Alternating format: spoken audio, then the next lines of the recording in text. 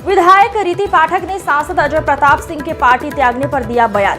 श्री अजय प्रताप सिंह ने राष्ट्र निर्माण के महायज्ञ से स्वयं को वंचित कर लिया।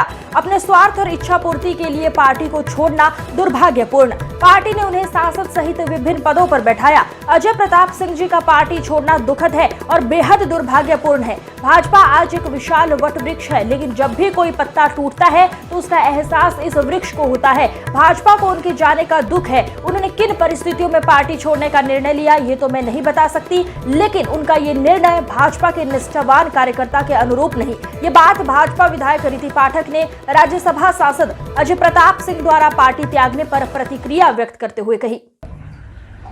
दुखद है और बेहद कष्टकारक है। मैं ऐसा मानती हूँ कि भारतीय जनता पार्टी के सामने जब भी ऐसा वक्त आया है, ऐसा विषय आया है, तो एक विशाल वटवृक्ष की तरह जब भी कोई एक बड़े पेड़ से कोई एक पत्ता भी टूटता है ना, तो उस पेड़ को एहसास होता है। उसी तरह भारतीय जनता पार्टी को भी इस बात का दुख है और हमारे वरिष्ठों को भी इस बात का एहसास है। मुझे नहीं पता उन्होंने किस परिस्थितियों में ये निर्णय लिया, पर जो निर्णय था वो भारतीय जनता पार्टी और एक निष्ठावान कार्यकर्ता के अनुरूप नहीं था। पर लगातार जो उनकी पोस्ट या सब चीज़ों की आप बात भी कर रही थी, तो इन सबको देखते हुए किस तरीके से बात कर रही हैं?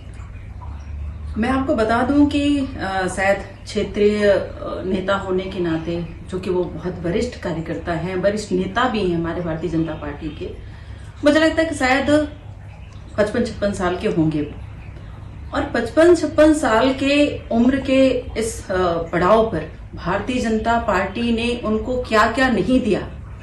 मैं तो इस पर आज विचार कर रही थी। मुझे लगा कि युवा मोर्चा के प्रदेश महामंत्री बनने के बाद रचनात्मक प्रकल्प के वो संयोजक बने, वो प्रदेश के मंत्री बने, भारतीय जनता भाजपा मध्य प्रदेश के प्रदेश के महामंत्री बने। वो दो बार उनको विनिंग सीट से टिकट दिया गया, दो बार, और उनको राज्यसभा सांसद बनाया गया। तो मैं जब विचार करती हूँ तो मुझे लगता है क्या नहीं दिया गया, और सम्मान तो इतना भारतीय जनता पार्टी में दिया गया जिसके लिए शायद वो एहसानमंद होना तो दूर की बात है, शायद वो सोच भी नहीं सकते कि भारतीय जनता पार्टी के कारण एक व्यक्ति का अस्तित्व और व्यक्तित्व किस तरह से निखर कर आता है।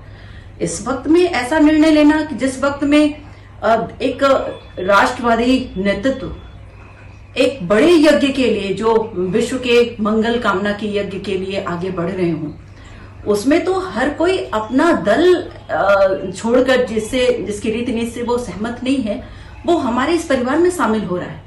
वो मोदी का परिवार बनना चाह रहा है, वो इस यज्ञ में आहुति देना चाह रहा है। और मुझे दुख है इस बात का कि वो इस आहुति से अपने आप को वंचित रख रहे हैं। उन्हें किस बात का दुख है ये मैं कह नहीं पा रही हूँ, मतलब मैं आपसे बयान नहीं कर पा रही हूँ। पर मुझे ऐसा लगता है कि विकासवादी सोच के इस विचारधारा से जो आदरणीय नरेंद्र भाई मोदी जी के नेतृत्व में बह चुकी है और चल पड़ी है, इससे शायद वो अपने आप को सहमत नहीं करते हैं। और आज का ये इस्तीफा देना और पार्टी से अपने आप को अलग करना कहीं न कहीं ये बताता है कि उनके मन में शायद कुछ व्यक्तिगत विषय चल रहे होंगे या राजनीतिक महत्वाकांक्षाएं चल रही होंगी।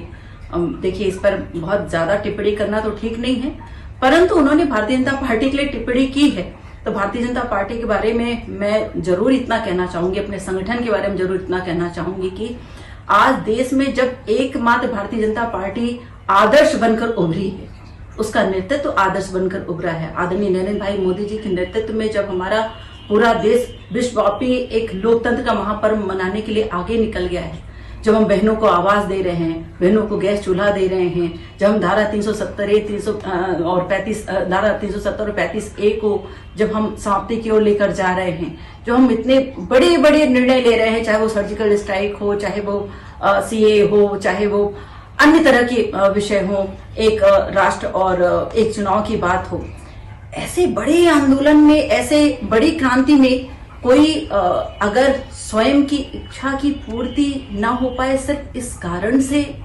दल को छोड़कर चला जाए और उस नेतृत्व का साथ ना दे, जो नेतृत्व भारत माता की सेवा के लिए और सर्वस्व अपना न्यौछावर कर दिया, तो निश्चित रूप से ये प्रश्नवाचक विषय है। और मुझे फिर से मैं कहूंगी, मुझे बहुत कष्ट है इस बात का कि वो इस सुंदर अभियान में भारत माता की सेवा के इस राह पर वो अपने आप को अलग कर रहे हैं। कर रखिएगा। हाँ, अब वो दूसरा कर ले।